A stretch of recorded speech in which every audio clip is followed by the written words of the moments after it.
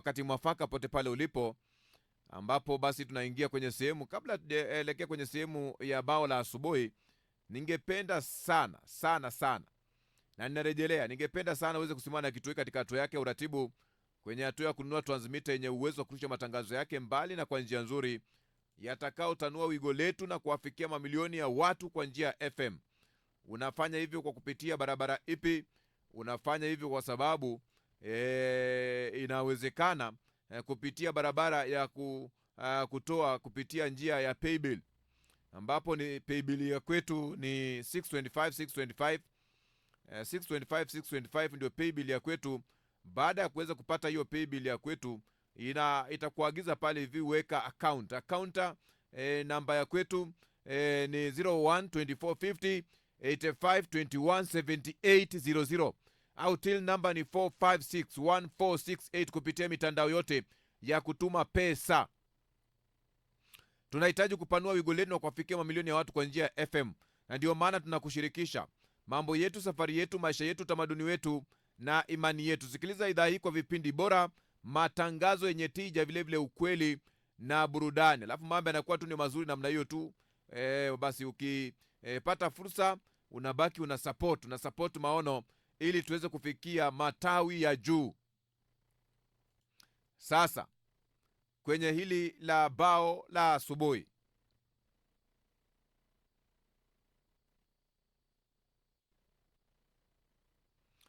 kwenye hili la bao la asubuhi,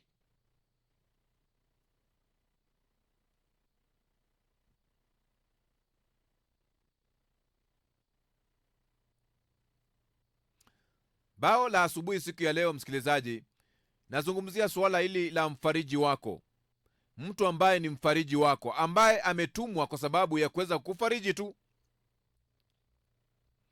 Aina hii ya watu utawahitaji mno wakati unapitia magumu, wakati ambapo unapitia changamoto, utahitaji kuwa na komfota, mfariji wako. Na kwenye bao la asubuhi siku ya leo, mimi ninazungumzia swala hili la mfariji wako. Kwenye kila majira ya maisha yako, kuna mtu anakuwa ameandaliwa kwa kuwa mfariji tu wako tu, anakuwa ni komfota.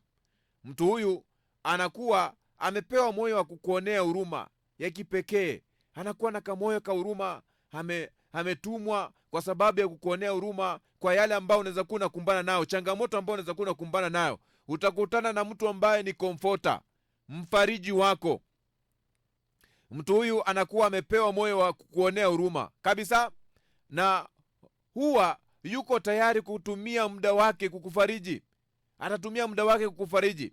Mara nyingi sana watu wa namna hii wanaweza kukuonekana kuwa ni wa kawaida sana. Wanakuja kwa wamevalia nguo za kikawaida tu, na pengine hawana pesa, hawana cheo, hawana mali.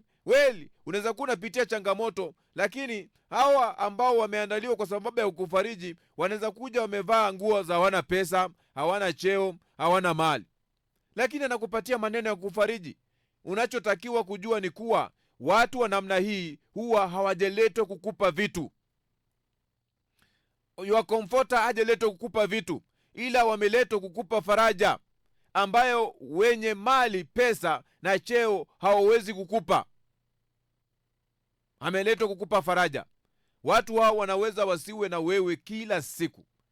Inawezekana sio watu ambao unawapa kipaumbele, ila Mungu amewapa nguvu ya kukuvusha kwenye magumu yako. Amewapa nguvu. Hawa ni wale ambao ukiongea nao, ukitumia muda nao, au ukiwaona au ukiwasikiliza tu wanapozungumza, huwa unajihisi kama kuna mzigo mkubwa umeondolewa kwako.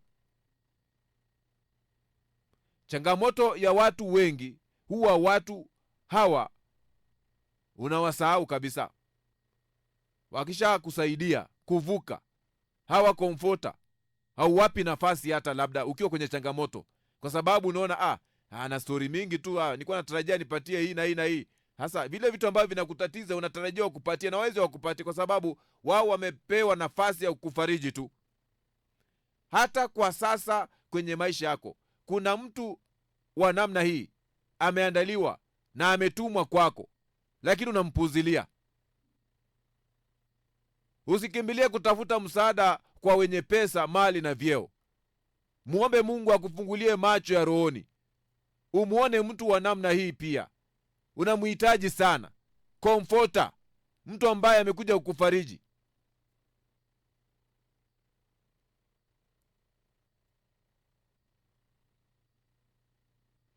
Kama umejifunza kitu kupitia ujumbe huu ambao nakupatia kwenye bao la asubuhi, chukua hatua, mpigie simu na umshukuru mtu wa namna hii ambaye Mungu aliwahi kutumia kukuvusha katika magumu.